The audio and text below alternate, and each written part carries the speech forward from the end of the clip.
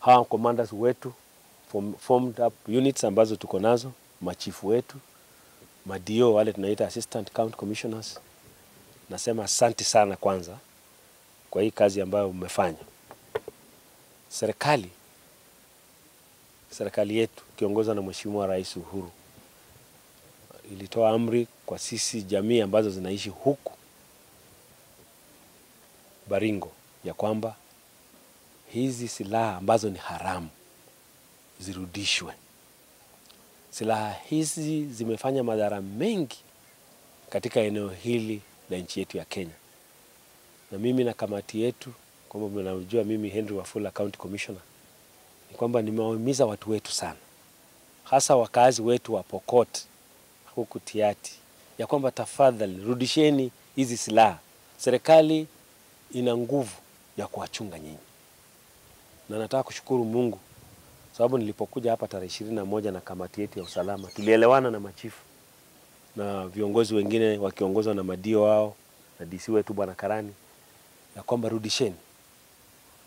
Nashukuru sana kwa sababu naambiwa tangu 1996 tulikuwa na DC wetu Baringo, ilikuwa wilaya anaitwa Hussein Dado, ambaye sasa ndio Chief Administrative Secretary wetu kwa ofisi ya Rais.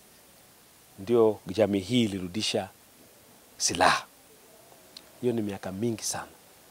Nataka kuwashukuru, amerudisha 7 peke yake. 7 hii ni chache sana. Bado tuko na mamia ya silaha. Na ndio nimerudi tena na kamati hii ya usalama yangu. Kwanza kuwashukuru kwa kurudisha hizi silaha, tutazipeleka kwa serikali. Alafu cha mno wanirudishie zile zingine. Narudia tena, wanirudishie zile zingine. Manake hizi ni chache sana. Nataka zirudi kwa muda wa mwezi mmoja sasa. Tumekuwa na usalama wa kutosha. Tujakuwa na maafa, tujakuwa na tax, isipokuwa kwa jirani wetu. Hawa vijana ambaye mimi nawaita Pokot bad boys. Manake wa Pokot wote si wabaya. Kuna wachache tu ambao wanataka kutuharibia jina huku Baringo. Kwa hivyo nimeomba ya kwamba zile silaha zimebaki, wamebakisha kule nyumbani na mashinani,